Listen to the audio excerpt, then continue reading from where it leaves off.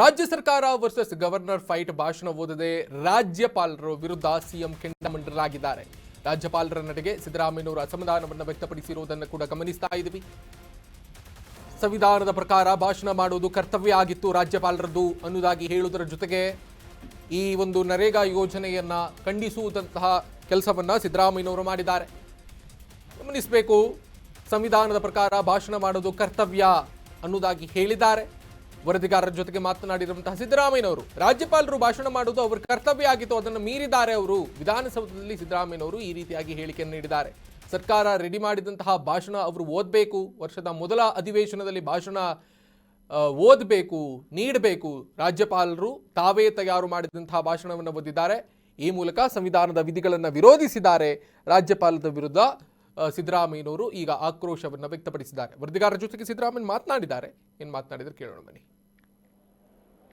ರಾಜ್ಯಪಾಲರ ಕರ್ತವ್ಯ ಆರ್ಟಿಕಲ್ 176, 163 ಬಹಳ ಸ್ಪಷ್ಟವಾಗಿ ಹೇಳ್ತದೆ. ರಾಜ್ಯಪಾಲರು ಅವರು ತಯಾರು ಮಾಡಿದಂತ ಭಾಷಣವನ್ನು ಓದಾಗಿಲ್ಲ. ಕ್ಯಾಬಿನೆಟ್ ಏನ್ ಪ್ರಿಪೇರ್ ಮಾಡಿಕೊಡ್ತದೆ, ಸರ್ಕಾರದ ಸಚಿವ ಸಂಪುಟ ಏನ್ ತಯಾರು ಮಾಡ್ತದೆ ಭಾಷಣ, ಆ ಭಾಷಣವನ್ನು ಓದಲೇಬೇಕು. ಇವತ್ತು ಜಂಟಿ ಅಧಿವೇಶನ ಕರೆಯಲಾಗಿದೆ. ಯಾಕಂದ್ರೆ ಇದು ಮೊದಲನೇ ವರ್ಷ ಮತ್ತೆ ಮೊದಲನೇ ಜಂಟಿ ಅಧಿವೇಶನ, ಜೊತೆಗೆ ವಿಶೇಷ ಅಧಿವೇಶನ ಕೂಡ ಕರೆದಿದೆ. ಕಾರಣ ಯಾಕಪ್ಪ ಅಂತಂದ್ರೆ, ಮಹಾತ್ಮ ಗಾಂಧಿ ಉದ್ಯೋಗ ಭರವಸೆ ಯೋಜನೆ ಅದನ್ನು ರದ್ದು ಮಾಡಿ, ಅದನ್ನು ರಿಪೀಲ್ ಮಾಡಿ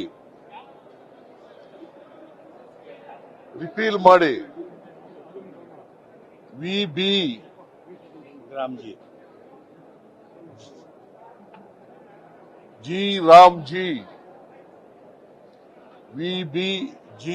ರಾಮ್ಜಿ ಕಾಯ್ದೆಯನ್ನ ಹೊಸದಾಗಿ ಮಾಡಿದ್ದಾರೆ. ನಮ್ಮ ಸರ್ಕಾರದ ತೀವ್ರ ವಿರೋಧ ಇದೆ. ಒಂದು, ಮಹಾತ್ಮ ಗಾಂಧೀಜಿಯವರ ಹೆಸರನ್ನು ತೆಗೆದುಹಾಕಿರ್ತಕ್ಕಂಥದ್ದು. ಎರಡನೇದು, 20 ವರ್ಷಗಳ ಹಿಂದೆ 2005 ಮನಮೋಹನ್ ಸಿಂಗ್ ರವರು ಪ್ರಧಾನಮಂತ್ರಿಯಾಗಿದ್ದಾಗ ಅವರು ಡೈರೆಕ್ಟಿವ್ ಪ್ರಿನ್ಸಿಪಲ್ಸ್ ನಲ್ಲಿ ಇರ್ತಕ್ಕಂಥ, ಸಂವಿಧಾನದ ನಿರ್ದೇಶನಗಳಲ್ಲಿ ಇರ್ತಕ್ಕಂಥ right to work, right to right to food, right to education, right to information, ಈ ಕಾಯ್ದೆಗಳನ್ನು ತಂದಿದ್ರು. ಉದ್ದೇಶ, ರೈಟ್ ಟು ವರ್ಕ್ ಕಾಯ್ದೆ ತಂದದ್ದು ಉದ್ದೇಶ ಏನಪ್ಪಾ ಅಂತಂದ್ರೆ, ಹಳ್ಳಿಗಾಡಿನಲ್ಲಿ ಇರ್ತಕ್ಕಂಥ ಬಡ ಕಾರ್ಮಿಕರಿಗೆ ವರ್ಷದಲ್ಲಿ 100 ದಿನಗಳ ಕಾಲ, ಕನಿಷ್ಠ 100 ದಿನಗಳ ಕಾಲ ಉದ್ಯೋಗವನ್ನ ಕೊಡಬೇಕು ಅಂತಕ್ಕಂಥ ಉದ್ದೇಶದಿಂದ. ಇದರಲ್ಲಿ ದಲಿತರು, ಕಾರ್ಮಿಕರು ಮತ್ತು ಮಹಿಳೆಯರು, ಸಣ್ಣ ರೈತರು ಇದರಲ್ಲಿ ಇದ್ದಾರೆ. ಈ ಉದ್ಯೋಗ ಪಡ್ಕೊಳ್ತಕ್ಕಂಥ ಕ್ಯಾಟಗರೀಸ್ನಲ್ಲಿ ಇವರೆಲ್ಲರೂ ಕೂಡ ಇರ್ತಕ್ಕಂಥ ಇದು.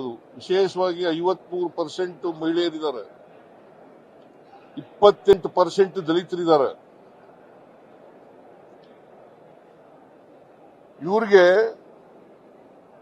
ಉದ್ಯೋಗ ಕೊಡ್ತೀವಿ ಅಂತಕ್ಕಂಥ ಖಾತ್ರಿ ಇಲ್ಲ. ಅವರು ಕೇಳಿದ ಜಾಗದಲ್ಲಿ, ಅವ್ರ ಊರಿನಲ್ಲೇ ಅಥವಾ ಅವ್ರ ಜಮೀನುಗಳಲ್ಲೇ, ಸಣ್ಣ ರೈತರಾದ್ರೆ ಅವ್ರ ಜಮೀನುಗಳಲ್ಲೇ ಅವರು ಕೆಲಸ ಮಾಡಬಹುದಾಗಿತ್ತು. ಇದನ್ನ ರದ್ದು ಮಾಡಿದ್ದಾರೆ. ಯಾಕಂತಂದ್ರೆ ಈಗಿನ ವಿಬಿಜಿ ರಾಮ್ಜಿ ಕಾಯ್ದೆನಲ್ಲಿ ಕೇಂದ್ರ ಸರ್ಕಾರ ತೀರ್ಮಾನ ಮಾಡಬೇಕು. ಕೇಂದ್ರ ಸರ್ಕಾರ ಎಲ್ಲಿ ಕೆಲಸ ಮಾಡಬೇಕು ಅಂತಂದ್ರೆ ಅಲ್ಲಿ ಮಾಡಬೇಕು. ಅವರು ತೀರ್ಮಾನ ಮಾಡ್ತಾರೆ ಎಲ್ಲಿ ಕೆಲಸ ಮಾಡಬೇಕು ಅನ್ನೋದನ್ನ ತೀರ್ಮಾನ ಮಾಡ್ತಾರೆ. ಆಮೇಲೆ 365 ದಿನಗಳು ಯಾವಾಗ ಕೆಲಸ ಕೇಳಿದ್ರು ಕೊಡಬಹುದಾಗಿತ್ತು, ಯಾವಾಗ ಕೆಲಸ ಕೇಳಿದ್ರು ಕೂಡ ಕೊಡಬೇಕಾಗಿತ್ತು. ಅದು ಸರ್ಕಾರದ ಕರ್ತವ್ಯ. ಜೊತೆಗೆ ಆಕ್ಷನ್ ಪ್ಲಾನ್ ಮಾಡ್ತಕ್ಕಂಥದ್ದು ಆಯಾಯ ಪಂಚಾಯಿತಿಗಳು, ಆಕ್ಷನ್ ಪ್ಲಾನ್ ಮಾಡ್ತಕ್ಕಂಥದ್ದು ಪಂಚಾಯಿತಿಗಳು, ಗ್ರಾಮ ಸಭೆಗಳು.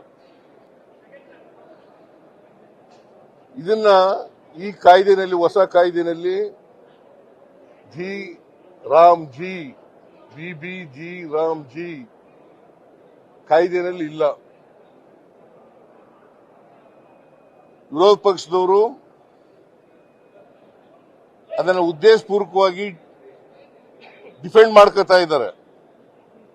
ಯಾಕಂತಂದ್ರೆ ಇವ್ರಿಗೆ ಯಾವುದೇ ಸ್ವಾತಂತ್ರ್ಯ ಇಲ್ಲ. ವಿರೋಧ ಪಕ್ಷದವರಿಗೆ ಕೇಂದ್ರ ಏನ್ ಮಾಡಿದ್ರು ಕೂಡ ಅದನ್ನ ಮಾಡಬೇಕು ಅಂತಕ್ಕಂಥದ್ದು, ಅದನ್ನ ಒಪ್ಕೋಬೇಕು ಅಂತಕ್ಕಂಥದ್ದು, ಅದನ್ನ ಸಮರ್ಥನೆ ಮಾಡ್ಕೋಬೇಕು ಅಂತಕ್ಕಂಥದ್ದು ಇವರಲ್ಲಿ ಇರ್ತಕ್ಕಂಥ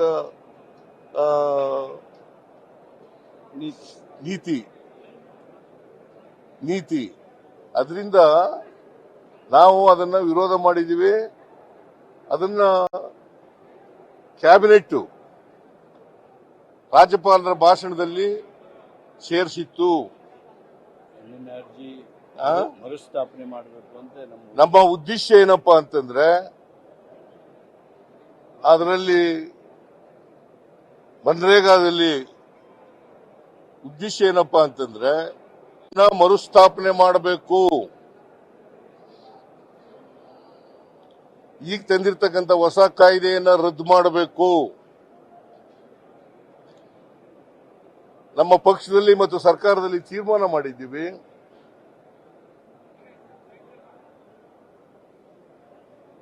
ಮನ್ರೇಗಾವನ್ನ ಮತ್ತೆ ಪುನರ್ಸ್ಥಾಪನೆ ಮಾಡೋವರೆಗೆ ಹೋರಾಟ ನಿರಂತರವಾಗಿ ನಡೀತದೆ.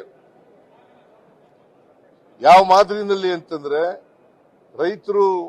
ರೈತ ವಿರೋಧಿ ಕಾಯ್ದೆಗಳನ್ನು ತಂದಿದ್ರಲ್ಲ, ಅವುಗಳನ್ನು ವಾಪಸ್ ತಕೊಂಡ್ರಲ್ಲ, ಅಲ್ಲಿವರೆಗೂ ಕೂಡ ನಾವು ಹೋರಾಟವನ್ನ ಮುಂದುವರಿಸತಕ್ಕಂಥ ಕೆಲಸವನ್ನ ಮಾಡ್ತೀವಿ. ಆದರೆ ರಾಜ್ಯಪಾಲರು ಕ್ಯಾಬಿನೆಟ್ ತಯಾರು ಮಾಡದಂತ ಭಾಷಣವನ್ನ ಓದ್ದೇನೆ, ಅವರೇ ತಯಾರು ಮಾಡದಂತ ಒಂದು ಪ್ಯಾರಾ ಭಾಷಣವನ್ನು ಓದಿ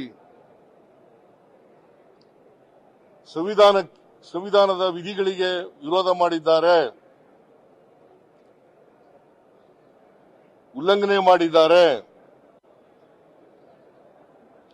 176, 163 ಇಟ್ಸ್ ವೆರಿ ವೆರಿ ಕ್ಲಿಯರ್. ಈ ಶಲ್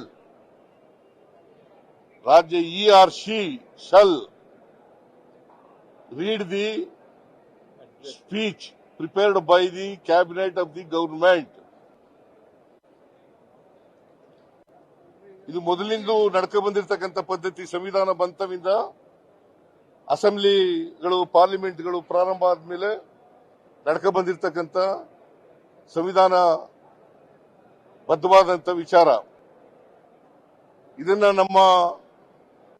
ನಮ್ಮ ಸರ್ಕಾರ ಪ್ರತಿಭಟನೆ ಮಾಡ್ತದೆ, ನಮ್ಮ ಪಕ್ಷ ಪ್ರತಿಭಟನೆ ಮಾಡ್ತದೆ, ನಮ್ಮ MLAಗಳು ಪ್ರತಿಭಟನೆ ಮಾಡ್ತಾರೆ, MLCಗಳು ಪ್ರತಿಭಟನೆಯನ್ನು ಮಾಡ್ತಾರೆ. ಇಡೀ ರಾಜ್ಯದಲ್ಲಿ ನಾವು ಹೋರಾಟವನ್ನು ಹಮ್ಮಿಕೊಂಡಿದ್ದೀವಿ. ರಾಜ್ಯಪಾಲರು ಕೇಂದ್ರ ಸರ್ಕಾರದ ಕೈಗೊಂಬೆಯಂತೆ ವರ್ತಿಸಿದ್ದಾರೆ.